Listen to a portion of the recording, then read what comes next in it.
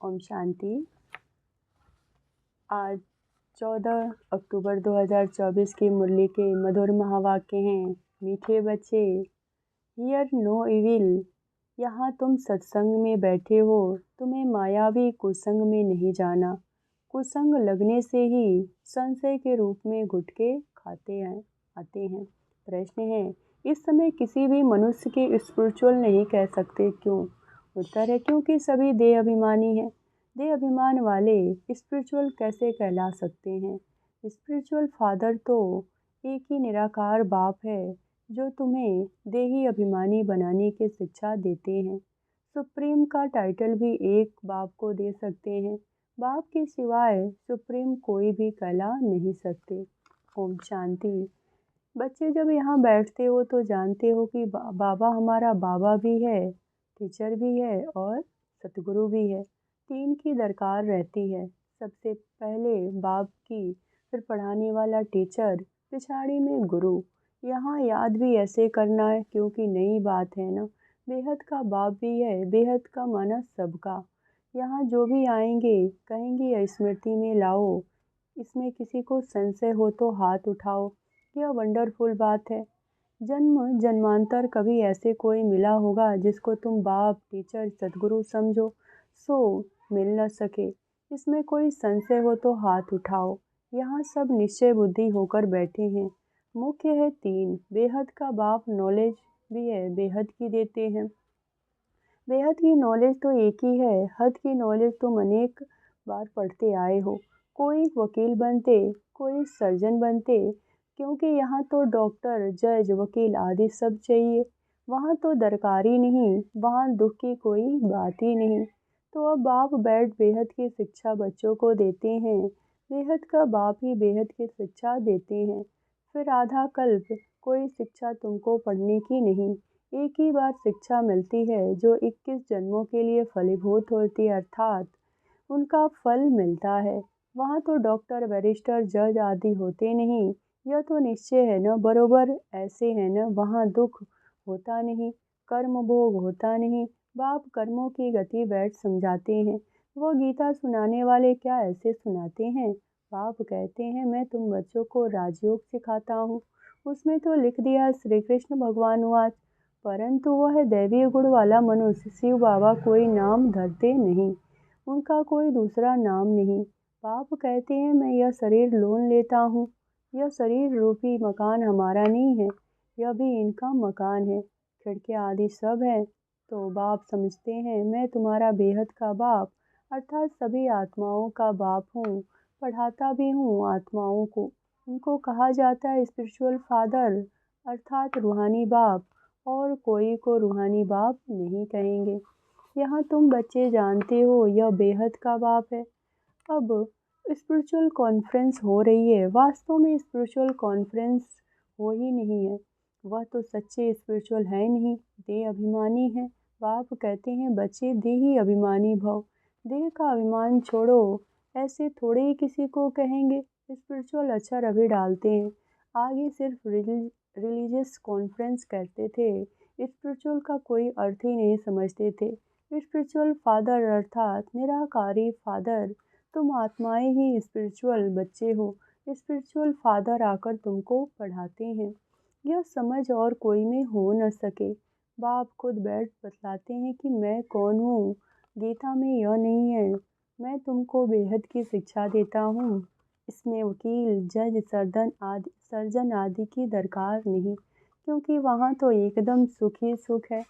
दुख का नाम निशान नहीं होता, या फिर सुख का नाम निशान नहीं। इसको कहा जाता है प्राय लोभ। सुख तो काग विष्ठा समान है। जरा सा सुख है तो बेहद का सुख की नॉलेज दे कैसे सकते हैं? पहले जब देवी देवता का राज्य था तो सत्यता 100% थी। अभी तो झूठ ही झूठ है। यह है बेहद की नॉलेज। तुम जानते हो यह मनुष्य सृष्टि रूपी झाड़ है, जिसका बीज रूप मैं हूँ। उसमें झाड़ की सारी नॉलेज है। मनुष्य को यह नॉलेज नहीं है। मैं चैतन्य बीज रूप हूँ। मुझे कहते हैं ज्ञान का सागर। ज्ञान से सेकंड में गति सदगति होती है। मैं हूँ सबका बाप। मुझे पहचानने से तुम बच्चों को वर्षा मिल जाता है। परंतु राजधानी है ना, स्वर्ग में भी मर्तबे तो नंबरवार बहुत हैं। बाप एक ही पढ़ाई पढ़ाते हैं, पढ़ने वाले तो नंबरवार होते हैं ना। तो इसमें फिर और कोई की पढ़ाई की दरकार नहीं रहती। वहाँ कोई बीमार होता नहीं, पाई पैसे की कमाई के लिए पढ़ाई नहीं पढ़ते। तुम पढ़ यहाँ से बेहद का वर्षा ले जाते हो, वहाँ यह मालूम नहीं पड़ेगा कि यह पद हमको कोई ने दिलाया है। यह तुम अभी समझते हो। हद की नॉलेज तो तुम पढ़ते आए हो। यह बेहद की नॉलेज पढ़ाने वालों को देख लिया, जान लिया। जानते हो बाप भी है, टीचर भी है, आकर हमको पढ़ाते हैं। सुप्रीम टीचर राजयोग सिखलाते हैं। सच्चा सदगुरु भी है, यह बेहद का राजयोग है। वो बैरिस्ट्री डॉक्टरी ही सिखलाएंगे, क्योंकि यह दुनिया की ही दुख है। वह सब है हद की पढ़ाई, यह है बेहद की पढ़ाई। बाप तुमको बेहद की पढ़ाई पढ़ाते हैं। यह भी जानते हो, यह बाप टीचर सतगुरु कल्प कल्प आते हैं, फिर यह पढ़ाई पढ़ाते हैं सतयुग त्रेता के लिए। फिर पराया लोप हो जाता है, सुख की प्रारब्ध पूरी हो जाती है ड्रामा अनुसार। यह बेहद का बाप बैठ समझाते हैं उनको। पतित पावन कहा जाता है। श्री कृष्ण को तत्वमेव मात पिता व पतित पावन कहेंगे क्या? इनके मर्तबे और उनके मर्तबे में रात दिन का फर्क है। अब बाप कहते हैं, मुझे पहचानने से तुम सेकंड में जीवन मुक्ति पा सकते हो। अब श्री कृष्ण भगवान अगर होता तो कोई भी झट पहचान ले। श्री कृष्ण का जन्म कोई दिव्य अलौकिक नहीं गाया हुआ है, सिर्फ पवित्रता से होता है। बाप से कोई के गर्भ से नहीं निकलते। समझाते हैं मीठे मीठे रूहानी बच्चों, रूह की पढ़ाती है।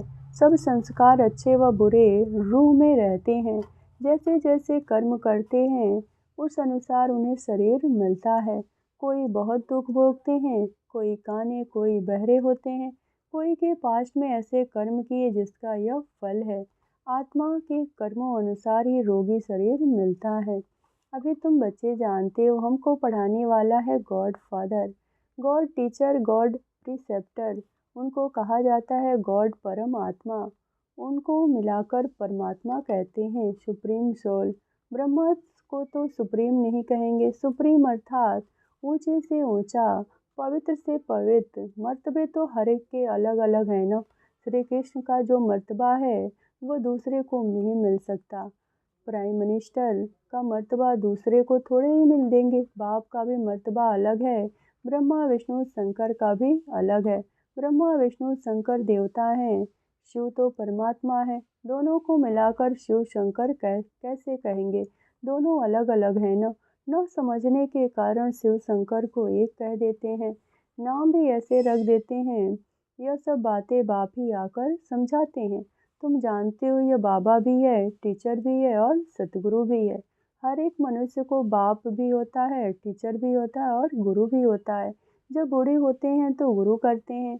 आजकल तो छोटेपन में ही गुरु करा देते हैं। समझते हैं अगर गुरु नहीं किया तो अवज्ञा हो जाएगी। आगे 60 वर्ष के बाद गुरु करते थे। वो होती है वानप्रस्थ अवस्था, निर्वाण अर्थात वाणी से परे, स्वीट साइलेंस होम, जिसमें जाने के लिए आधा कल्प तुम मेहनत की है, परंतु पता ही नहीं होता तो कोई जा नहीं सकते।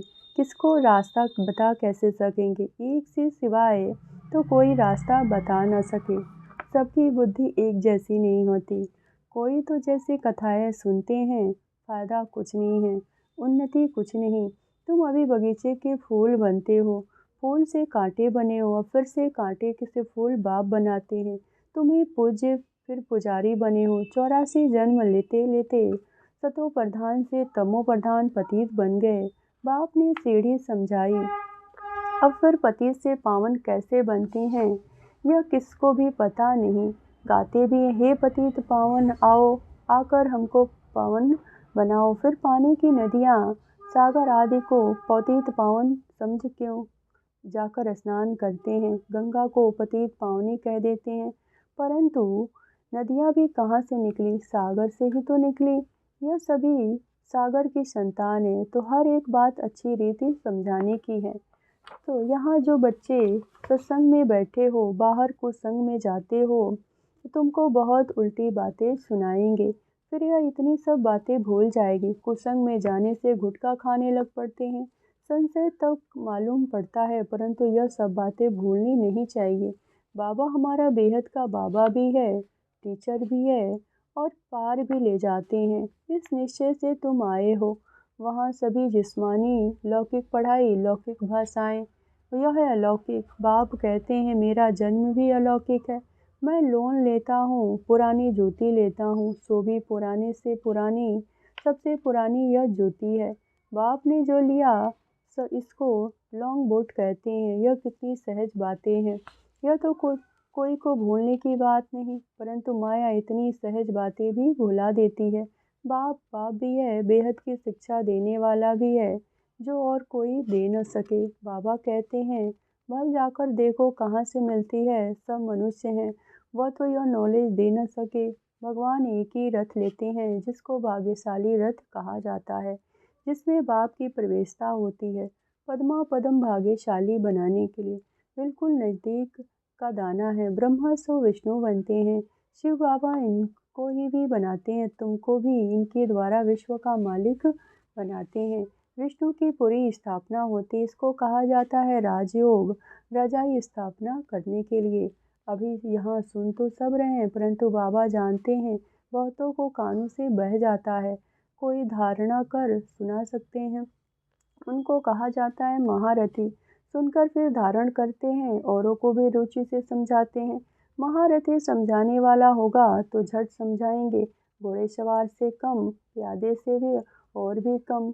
यह तो बाप जानते हैं कौन महारथी है, कौन घोड़े सवार है।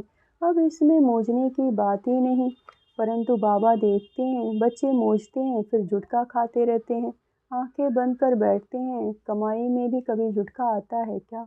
जुटका खाते रहेंगे, फिर धारणा कैसी होगी? वासी तो बाबा समझ जाते हैं, यह थका हुआ है, कमाई में कभी थकावट नहीं होती है। उबासी है उदासी की निशानी। कोई ना कोई बात के जुट के अंदर खाते रहने वालों को उबासी बहुत आती है। अभी तुम बाप के घर में बैठे हो, परिवार भी है, टीचर भी बनते हैं, गुरु भी बनते हैं, रास्ता बताने के लिए मास्टर गुरु कहा जाता है ना। तो अब आपका राइट हैंड बनना चाहिए, जो बहुतों का कल्याण कर सके। धंधे सभी में हैं, नुकसान बिगड़ धंधे धंधे नर से नारायण बनने के लिए। सभी की कमाई खत्म हो जाती है, नर से नारायण बनने का धंधा बाप ही सिखलाते हैं। तो फिर कौन सी पढ़ाई पढ़नी चाहिए? जिसके पास धन बहुत है वह समझते हैं स्वर्ग तो यहाँ ही है। बापू गांधी ने राम राज्य स्थापना की है। अरे दुनिया तो यह पुरानी तमो प्रधान है, दुख ही दुख बढ़ता जा रहा है, इसको रामराज कैसे कहेंगे? मनुष्य कितने बेसमझ पड़े हैं। बेसमझ को तमो प्रधान कहा जाता है, सतो समझदार को सतो प्रधान। यह है चक्र फिरता, इसमें कुछ भी बाप से पूछने का नहीं रहता। बाप का फर्ज है रचता और रचना की नॉलेज देना, वह तो देते रहते हैं, मुरली में सब समझाते रहते हैं, सभी बातों का रेस्पॉन्ड मिल जाता है। बाकी पूछेंगे क्या? बाप के सिवाय कोई समझा नहीं सकते, पूछ कैसे सकते? यह भी तुम बोर्ड पर लिख सकते हो कि एवर हेल्दी वेल्दी 21 जन्मों के लिए बनना है तो आकर समझो। अच्छा, मीठे मीठे सिकिलधे बच्चों प्रति माता पिता बाप दादा का याद प्यार और गुड मॉर्निंग। रूहानी बाप की रूहानी बच्चों को नमस्ते। धारणा के लिए मुख्य सार। पहली पॉइंट, बाप जो सुनाते हैं उसे सुनकर अच्छी रीति धारण करना है, दूसरों को रुचि से सुनाना है, एक कान से सुन दूसरे से निकालना नहीं है, कमाई के समय कभी उबासी नहीं लेनी है। दूसरे पॉइंट, बाबा का राइट हैंड बन बहुतों का कल्याण करना है, नर से नारायण बनने और बनाने का धंधा करना है। वरदान, किसी के व्यर्थ समाचार को सुन इंटरेस्ट बढ़ाने के बजाय फुल स्टॉप लगाने वाले परमत से मुक्त भव। कई बच्चे चलते चलते श्रीमत के साथ आत्माओं की परमत मिक्स कर देते हैं। जब कोई ब्राह्मण संसार का समाचार सुनाता है तो उसे बहुत इंटरेस्ट से सुनते हैं, कर कुछ नहीं सकते, सुन लेते हैं, तो वह समाचार बुद्धि में चला जाता है, फिर टाइम वेस्ट होता है। इसीलिए बाप की आज्ञा सुनते हुए भी नहीं सुनो। अगर कोई सुना भी दे तो आप फुल स्टॉप लगाओ। जिस व्यक्ति का सुना उसके प्रति दृष्टि व संकल्प में भी घृणा भाव नहीं हो तब कहेंगे परमत से मुक्त। स्लोगन है, जिनकी दिल विशाल है उनके स्वप्न में भी हद के संस्कार इमर्ज नहीं हो सकते। ओम शांति।